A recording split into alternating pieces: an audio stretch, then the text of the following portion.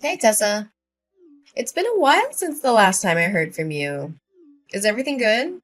I'm so sorry I didn't have time to text and call you as often as I used to. I'm a famous writer now and I've been swamped with interviews and book signings. Ugh. I hope you didn't take it too personal and forgive my carelessness. Hi, Heather. Yes, things are going well, as usual. In fact, nothing much has changed since the last time I moved out of the house, actually. I'm surprised you brought that up. Are you still holding a grudge against me for marrying your ex-husband? It's been years, sis. You should be able to forgive me by now. We're family after all. I wish it were that easy. Losing my husband and getting kicked out of my house in one day was a lot to handle. As a matter of fact, I still haven't fully processed everything that happened, and I still feel the pain when I think about it. I know, sis, but how can you save a marriage that was no longer working anymore? George already told you that his feelings for you had faded over time, and I was the only one who had a spot in his heart. Surely he made this clear before you guys got divorced, correct? I know you're still beating yourself up for losing such a well-off man like George, but it's about time you move on and face the reality, Tessa. I never cared about his money. What I cared about was the betrayal. I was deeply hurt when I found out that he cheated on me with you. The sight of you two together in my bedroom was a knife to my heart. I felt betrayed and humiliated. Come on, sis. Don't act like I'm the one who's at fault here. I mean, your husband was the one who hit on me first. What was I supposed to do? Even if that were the case, you could have easily said no. But instead you chose to betray your own sister. My husband wasn't innocent, but I don't think you were either. In fact, I still blame myself sometimes for ignoring the red flags that kept telling me you were seducing my husband. Honey, I wouldn't call it a betrayal. Didn't you hear what he said before the day you got divorced? He told you that he had lost all of his interest in you a long time ago. But he didn't want to hurt your feelings. Many times he came to me for comfort and advice, and we grew closer and closer just like that. George was unhappy for quite a long time, and he just finally found the courage to leave. Enough! I'm not really feeling up to talking about that at the moment. Can we just change the subject of our conversation? Yeah, sure. So, what have you been doing for a living, Tessa? Still trying to make it as a full-time freelance artist? I already told you a million times, your paintings suck. No one wants to buy them. They're so bad, you could lay them on the floor and people would mistake them for doormats. Don't be so harsh on me, Heather. I know my paintings aren't everyone's cup of tea, but I believe that art should be a reflection of the artist's heart and soul. I could draw something easier for the audience to approach, but that would be a betrayal of my own artistic vision. I'm not going to compromise my art just to make it more marketable. I know that there are people out there who'll appreciate my work for what it is. Whatever your stupid belief is the reason why you're still living in poverty. For me, money comes first, and it's all about creating things that people will like. Just look at me and my best-selling book, The Power of Marriage. Sold over 200,000 copies and generated more than $1.6 million last year. Can you believe it? Oh, and have you heard about my book, A Match Made in Success? It's a memoir about my marriage to George, and it was just published last month. It's already sold a couple of thousand copies, and I'm really excited about it. Yes, I've heard about those books, and you've also written many other famous marriage books. I just thought it's quite ironic that someone who has sabotaged other people's marriages would write about the principles for a strong and lasting relationship. Hey, are you referring to me, Tessa? I can see that you're still struggling to conceal your jealousy of my successful and wealthy life. It must be hard to see someone like me living the good life while you're stuck in your destitute existence. I guess it must be tough raising Gabriella all by yourself, huh? At least George still gives you some pity money every month to keep you and Gabriella from the verge of hunger. So, you're finally showing your true colors, huh? Well, let me tell you something. I know exactly how hard I had to sacrifice for you to get where you are today. I gave up my dreams, my relationships, and my sanity, all so that you could achieve yours. Oh, not again. When our father passed away and our mother left us, I was the one who stepped up to take care of you. I worked 2 or 3 jobs at a time to make sure that you had everything you needed to succeed in school. I even had to drop out of college myself, but I didn't care. All I wanted was to make sure that you had the best possible chance in life. And what did you do? You repaid my sacrifice by stepping into my marriage with George and destroying it. Oh, for the love of God! Would you please stop giving me that lecture? I'm so sick of hearing it. I don't owe you my entire life for something you did for me 10 years ago. I barely even remember it. I certainly don't appreciate you bringing it up every single time we talk. You sure are ungrateful, aren't you? Anyways, do you have free time? I just want to invite you to come over to my house and join my birthday party. It'll be fun. But don't bring Gabriella along. She would cry and ruin the party for everyone else. I don't really want to go because I have a lot of things to do. Ugh, please, your excuses are so lame. What else do you have to do all day besides painting those ridiculous pictures that belong in the trash? Think about the sake of our sisterhood and come to my house, please. It will be great fun. I can guarantee you. Okay. I guess it wouldn't harm just to attend your birthday party. We're sisters after all. I'll be there, but I'm not making any promises about how much fun I'll have. That's my sister. So I'll see you at 8 o'clock in the evening at my house, right? Don't forget about it.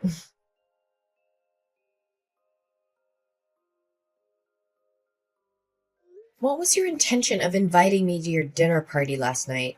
You treated me like my presence wasn't even important. You called me your housekeeper and made me slave away for you and your guests. What was that all about? I'm not sure if you were trying to be funny or if you were just being mean, but either way, it was really hurtful. Tessa, really, could you think rationally for just a little bit? How can I call you my sister when you're so impoverished? I mean, judging by the way you dressed yesterday, I can only guess those outdated garments were bought at a thrift store or a garage sale. It's embarrassing to be seen with you in public. You don't even deserve to be my housekeeper. What? How can you say that about your own sister? Are appearance and money truly that important? What else could be more important? I mean, look at how my friends dress and look. They're all from wealthy families, have high social status, or are celebrities. If I claimed you as my sister, they'd laugh at me in my face and then shun me. You wouldn't want that to happen to your own sister, would you? But why didn't you give me a heads up? Instead, you made me a laughingstock in front of your friends. Well, it's not like you would find anything more decent to wear even if I told you about my friends in advance. But thanks for coming anyway. You were very helpful at cleaning after the party. I was so concerned because my current housekeeper asked for a sick leave and I couldn't find anyone better to replace her. So you called me up just so I could do the work for your housekeeper? Well, I'm not surprised by your actions anymore. After all, you've already stolen my husband and belittled my chosen profession. What else couldn't you possibly do to hurt me? One thing I'm a little concerned for you, though. Concerned for me? Why would you be concerned for me? I have everything I could ever want. I'm at the top of my career. I own your former house and your wealthy ex-husband, and I'm living the best life imaginable. What could possibly be wrong? Well, I'm just interested to see how the audience will react when they find out that your marriage is not as perfect as it seems. Will they be disappointed? Will they be shocked? I can't tell for sure. What do you mean when saying that my marriage isn't perfect? We are both incredibly successful people. I'm a world-renowned writer, and George is a household name who earns over $500,000 per year. What could possibly go wrong with my marriage? Well, I'm not trying to be nosy, but I found out yesterday that you and George are sleeping in separate rooms. I don't have to be a psychologist to know that sleeping apart can be a sign of troubled marriage, or even a marriage that's on the verge of dying. Am I correct about that? What? How dare you break into my room without my permission? I'm sure you were looking for something to take from my house. What? I may have some financial problems, but I'm certainly not a thief. You were the one who told me to clean the entire house before the guests arrived, remember? I only did what you asked me to do. Oh yeah, I told you that. But it's understandable that every marriage has its ups and downs. My marriage with George is no exception. We've had a few arguments lately and we're not talking to each other right now, but that doesn't mean our marriage is on the verge of dying like you said. The condition of the master bedroom is a clear indication that it hasn't been used in a long time. The air is stale and musty, the floor is covered with a thick layer of dust, and there are cobwebs in the corners. The windows are also smudged with dirt. Just admit it. You and George weren't sleeping together for years. Why do you have to keep pretending that you have a happy marriage? We both know that's not the case. You're not fooling anyone. It's my family business. Don't stick your nose into it. I'm sure your audience will be devastated to learn that the power couple, an impeccable marriage they look up to, is nothing but a complete sham. I'm sure the press will be thrilled after I reveal to them this hot topic. You! How dare you threaten me like that? No, I mean, Tessa, why should you ever rat out your own sister? Really? I've made a great fortune and achieved fame from selling those books. If anyone ever finds out the truth about my marriage with George, my reputation will be ruined and I'll be ruined with it too. I'm begging you, Tessa. Please don't tell anyone about this. Just a few minutes ago, you were raising your voice at me, calling me your housekeeper, and belittling me for my financial status. What's the reason for your sudden change in your behavior? Well, Tessa, you know I didn't mean what I say. In fact, you already knew that I'm a person who always speaks without thinking about the consequences of my words. Please, Tessa, just forgive me this one time. I'll swear I'll treat you better the next time we meet. You have my word. I don't know, Heather. You've done me wrong over and over again. I don't know if I can still put my trust in you after all of this. I know I messed up, and I'm so sorry for what I did. I know that it doesn't make it right, but I hope you can forgive me. You know that you're the only one I can count on. Other than you, I have no one else. Please, Tessa, spare me this time. Okay, I let you go this time, but I'm warning you. If you do this to me again, I'm done. I can't keep forgiving you for breaking my trust. Thank you, Tessa. I know that you're my dearest sister in the world, and you would never do anything to harm me.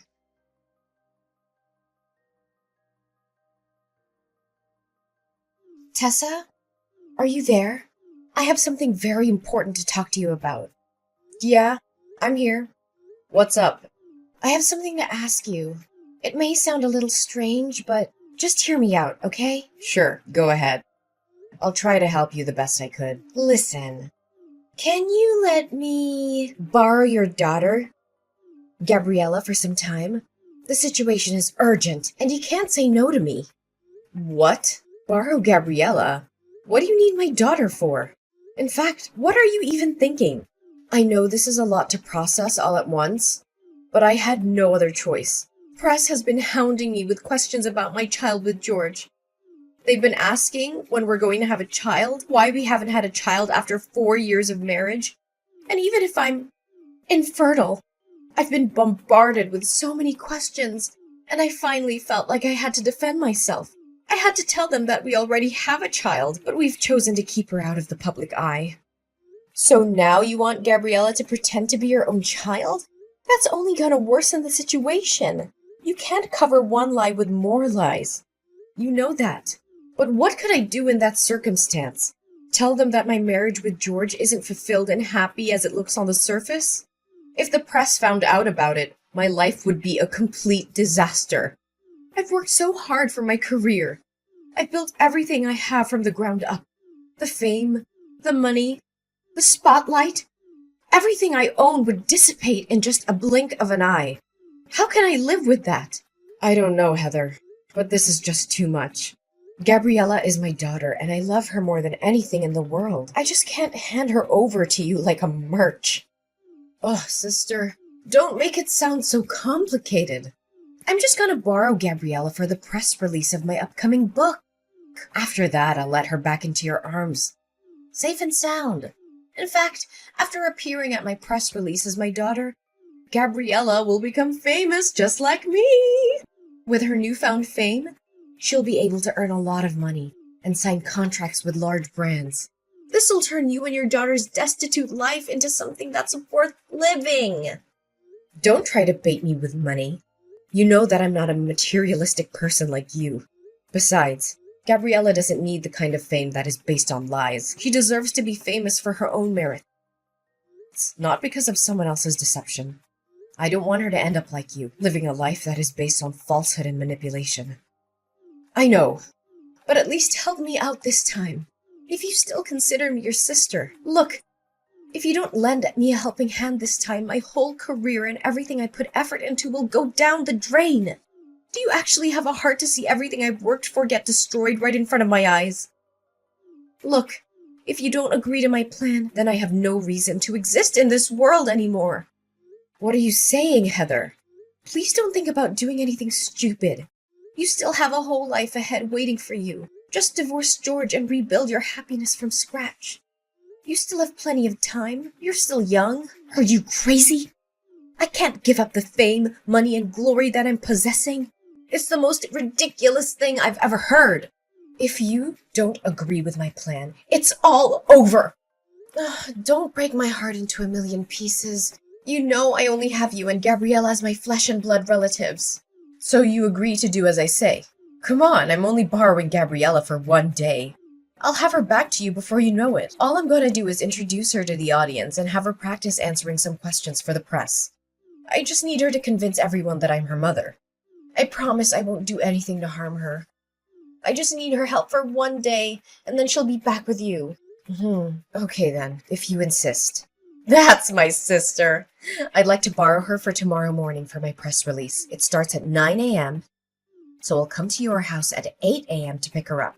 You know, this press release is for my new book, The Parenting Journey, a roadmap for raising happy, healthy children. I know the audience will love it, especially when I introduce my own child, who I'll claim to be the source of my inspiration. This is so wrong, Heather. I feel like you're lying to the audience, especially your fans. Honestly, my biggest advice for you at this very moment is to stop before it's too late. I know. Just help me this one time and I'll promise I'll never ask anything from you ever again. Fine. I'll help you this time, but please don't do anything out of line.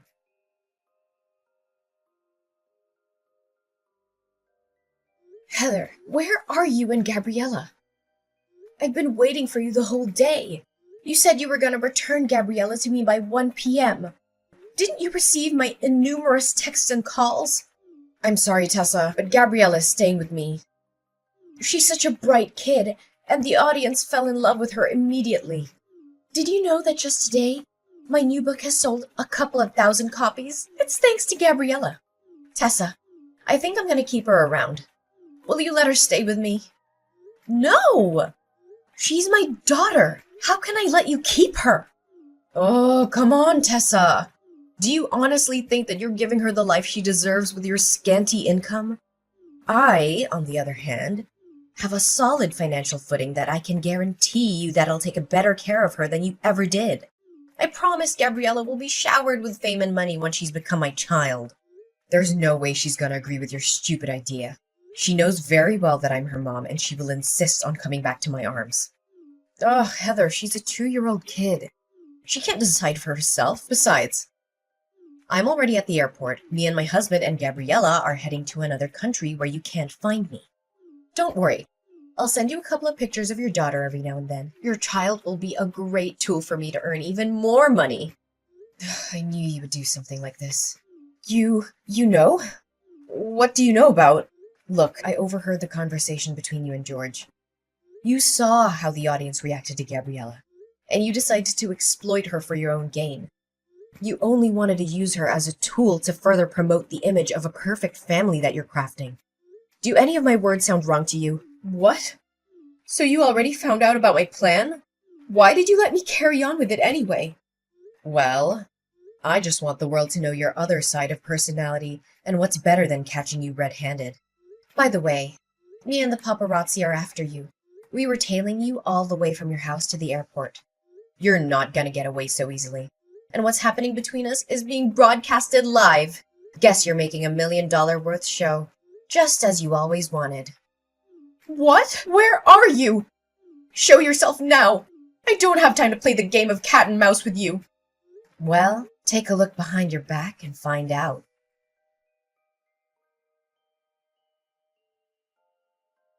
Heather was shocked when she saw me in a crowd of paparazzi chasing after her, demanding answers. Everyone now knew the truth about her so-called happy and successful family. It was all a lie, a carefully crafted facade to make money. In reality, Heather and her husband, George, hadn't spoken to each other in years. She'd found out he'd been cheating on her with another woman, and she had been too humiliated to tell anyone.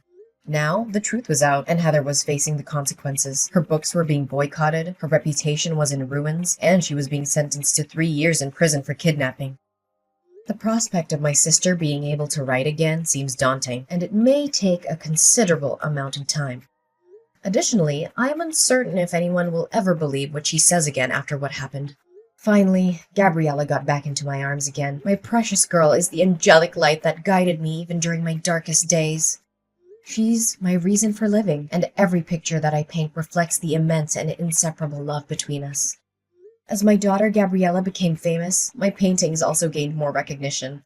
The audience finally understood the deep meaning behind my paintings, which depict the special bond between a mother and child. Eventually, I was able to open my own painting gallery. With the proceeds of the sale of my paintings, which amounted to almost $100,000, I donated half the money to charities that provide financial assistance to single mothers. I hope to uplift their lives in the same way that mine had been uplifted.